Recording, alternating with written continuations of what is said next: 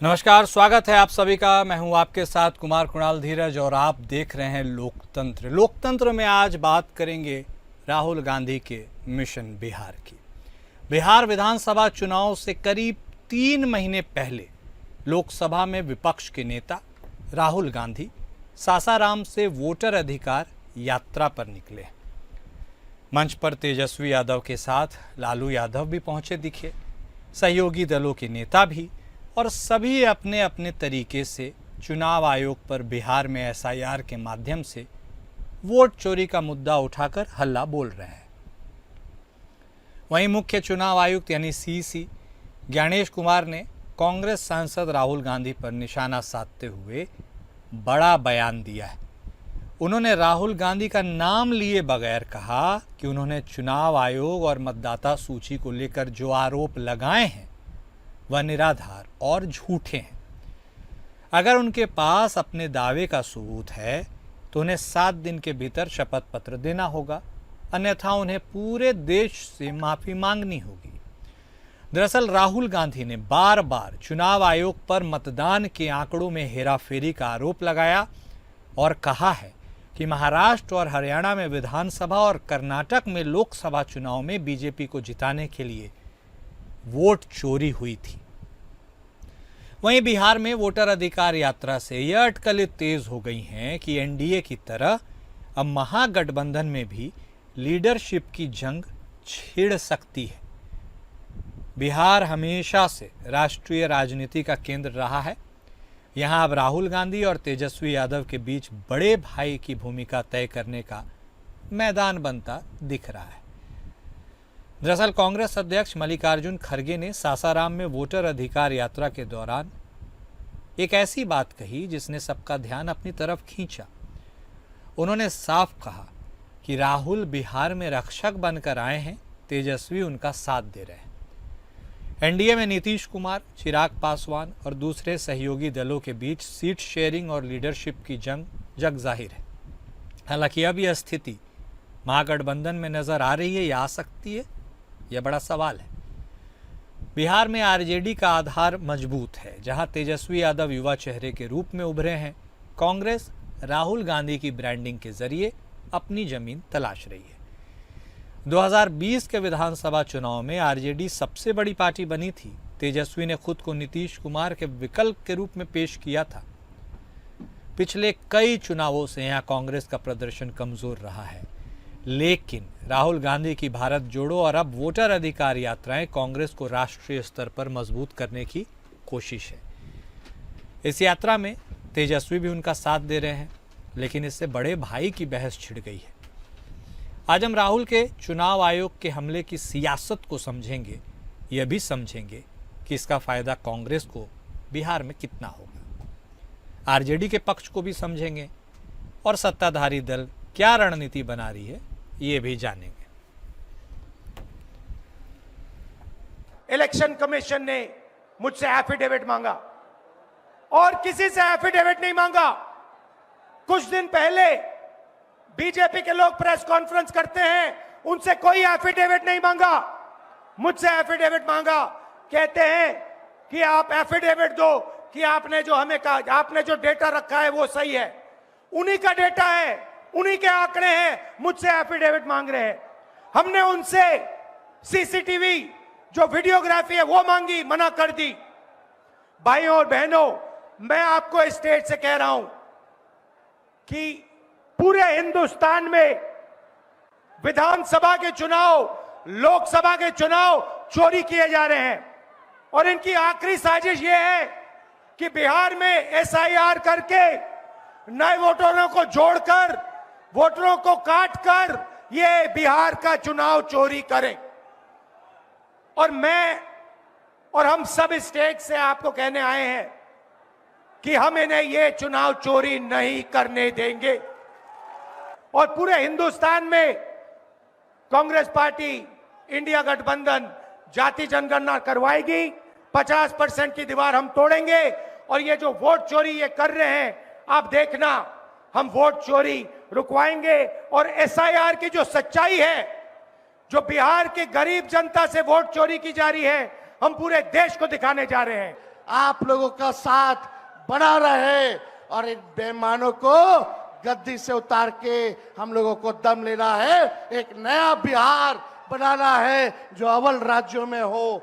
नीतीश जी अचेत अवस्था में है, 20 साल से इनको देख लिया, मोदी जी को 11 साल से देख लिया, दोनों ने केवल ठगने का काम किया है। मोदी जी बिहार आए, 14 में बोले कि चीनी मिल चालू करेंगे, लेकिन मोदी जी ने 11 वर्षों में चीनी का मिल नहीं चालू किया, लेकिन तेजस्वी ने 17 महीने में रीगा का चीनी मिल जो है चालू करने का काम किया। फ्री में बिजली का घोषणा करना पड़ रहा है। और हमने कहा था कोई भी अभ्यर्थियों को फॉर्म जो भरा जाता है नौकरी के लिए उसका निशुल्क कर दिया जाएगा। तो ये सरकार भी फॉर्म फीस जो है कम करने का काम करती है।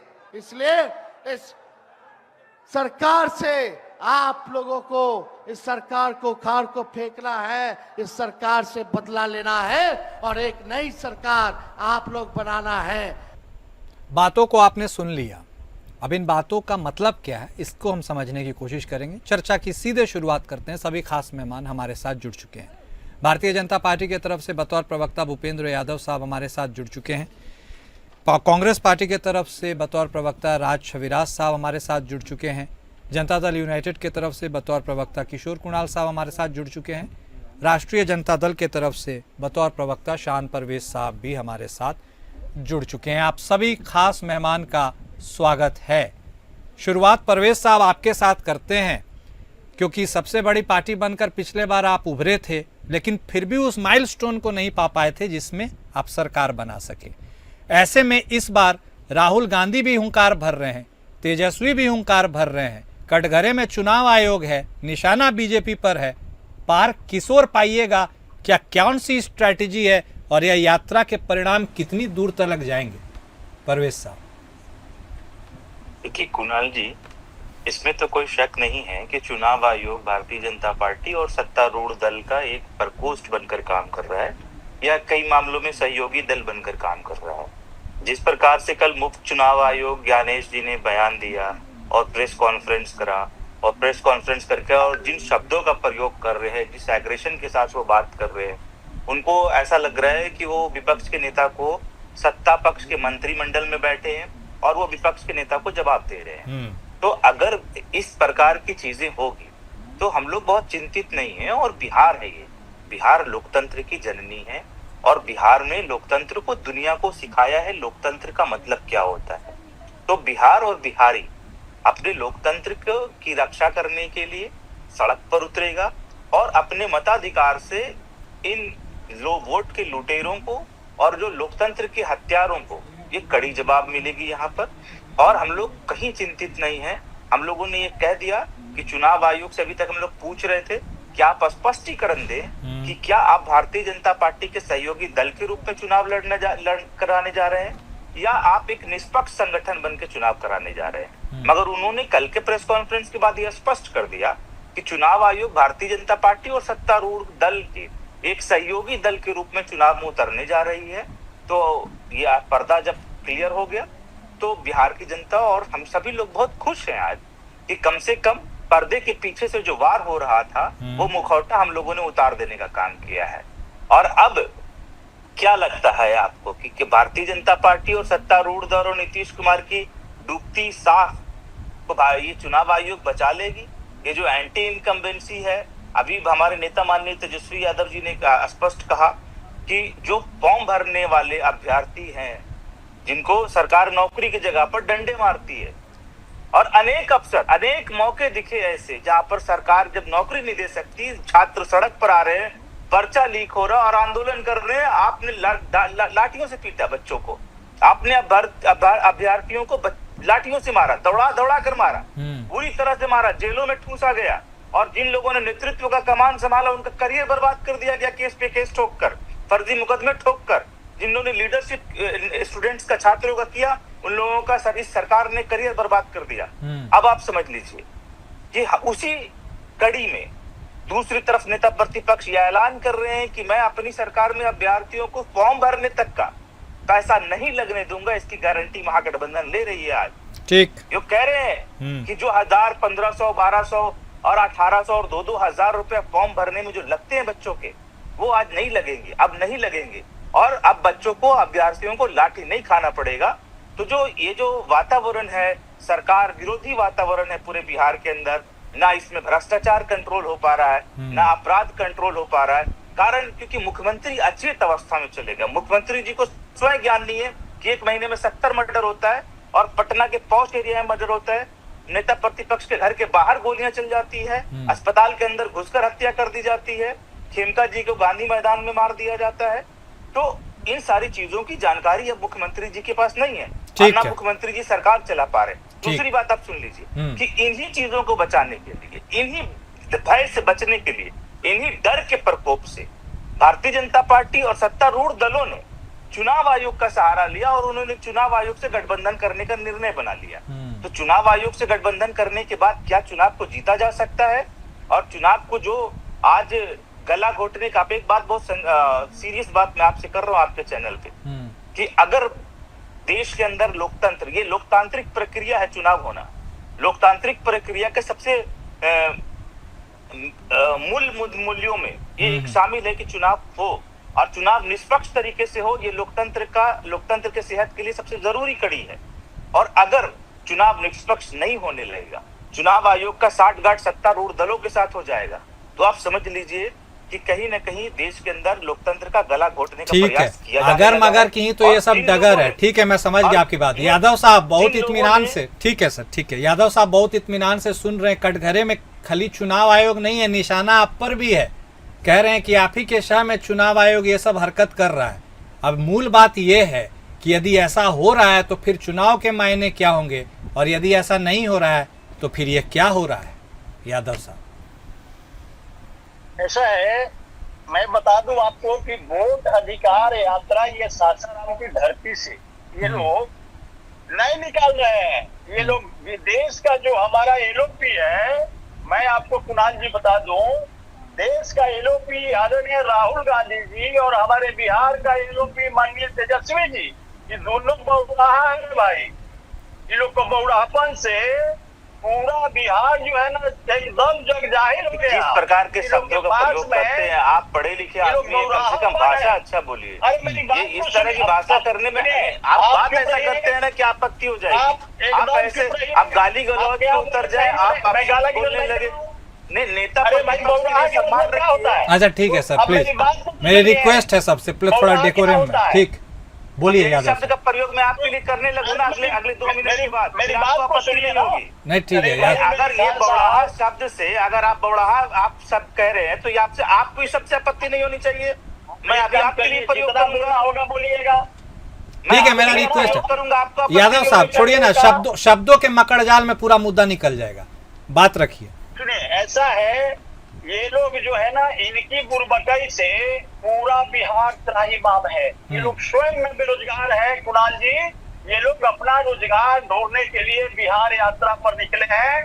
माननीय चुनाव आयोग का हम तो भाई प्रवक्ता नहीं है, लेकिन एक राजनीतिक सोशलिस्ट होने के चलते हम लोगों को जवाब देना पड़ता है, और जवाब देना भी चाहिए, क्योंकि 14 करोड़ जनता पर मेरा अधिकार भी है।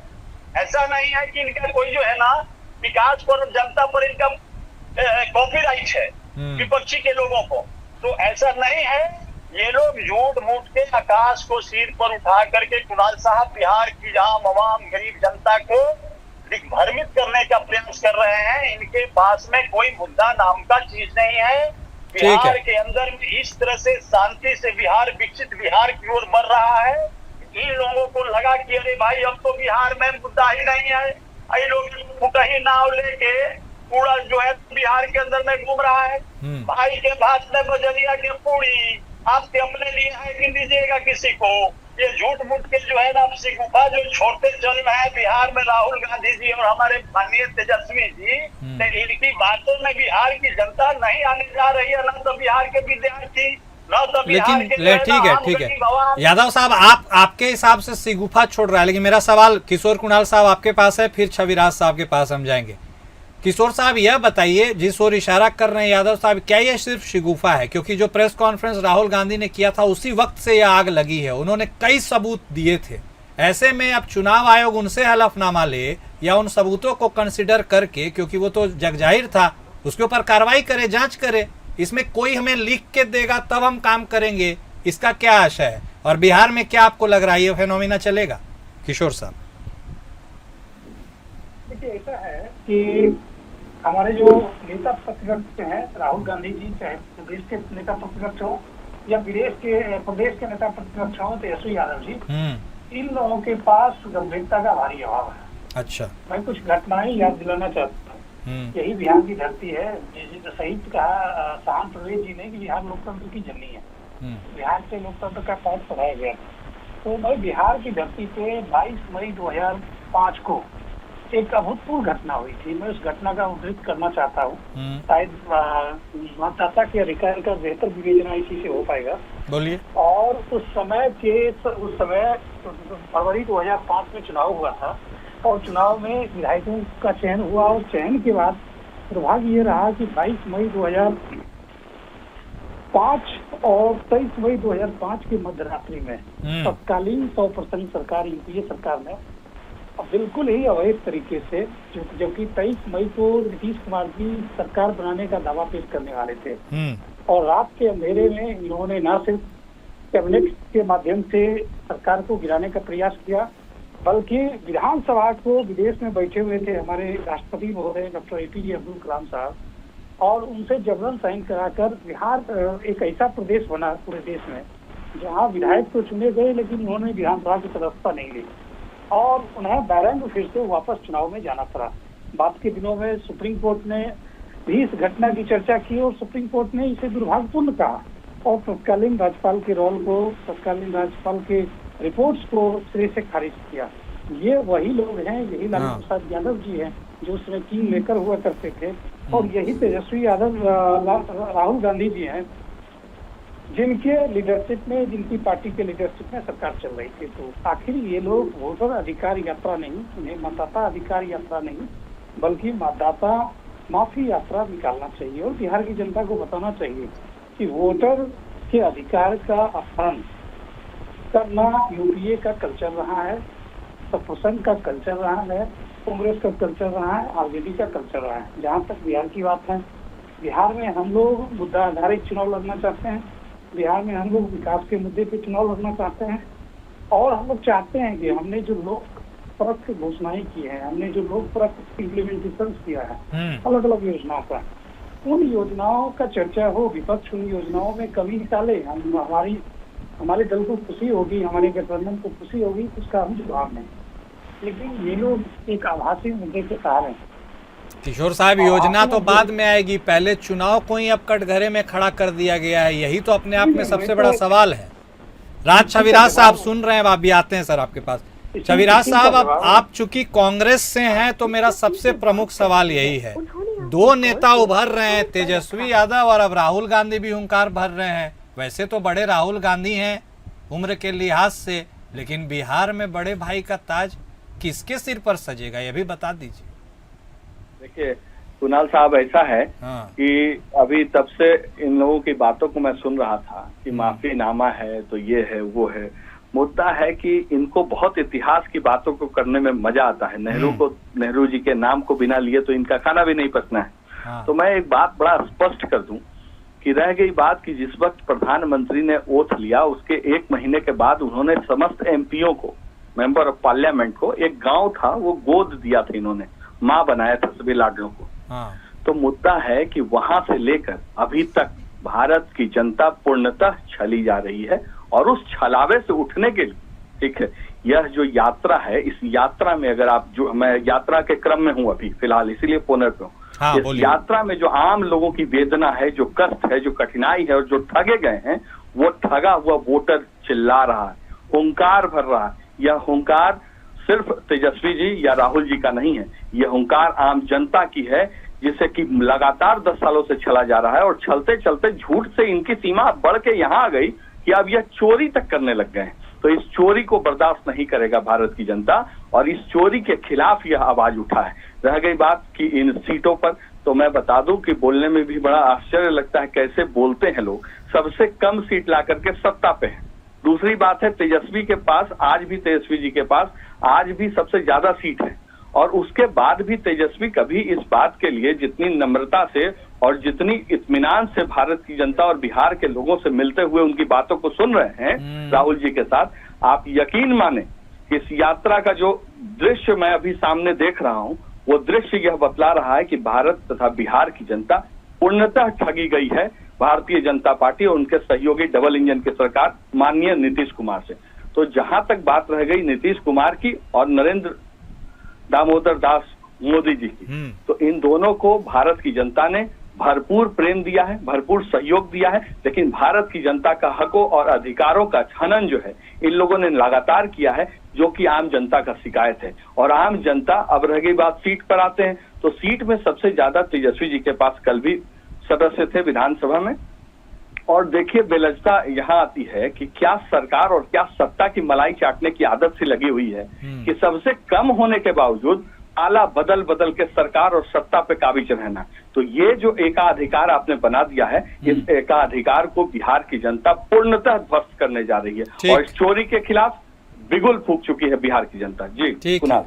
अब एक सवाल यह भी है निकल कर सामने आ रहा है कि आपने दृश्य की तो बात कर दी, आपने सीट की भी बात की, कम सीट वाले मुख्यमंत्री बने हुए दृश्य तो लोकसभा चुनाव में भी खूब तेजस्वी यादव साहब की रैली में भीड़ उमड़ कर आ रहा था। परिणाम क्या निकला? वोटों की चोरी है और ईवीएम का खेल है। 14 ऐसे स्थान हैं जहां पे कि बिहार में 2 मुजफ्फरपुर और एक हिलसा, 2 स्थान में बता दे रहा हूं जहां की मामला कोर्ट में है और ईवीएम पे जांच और सवाल ईवीएम पे लगा हुआ है। और 14 ऐसे जगह थे जहां की लगातार जीत होते होते अचानक से हार हुआ है। तो रह गई बात, ये जो आम जनता का हुंकार है और राहुल गांधी की मुलाकात है और तेजस्वी जी की जो मुलाकात है वो इसी के विरुद्ध है। चलिए ठीक है, तो अब तो जनता से ही डायरेक्ट मुलाकात कर रहे हैं। अब जनता को ही बताइए, देखिए क्या होता है विधानसभा चुनाव में परिणाम। वक्त इतने की इजाजत देता है। बहुत शुक्रिया आप सभी खास मेहमान का इस चर्चा में शामिल होने के लिए और अपनी बातों को रखने के लिए। लोकतंत्र में आज बस इतना ही। नमस्कार।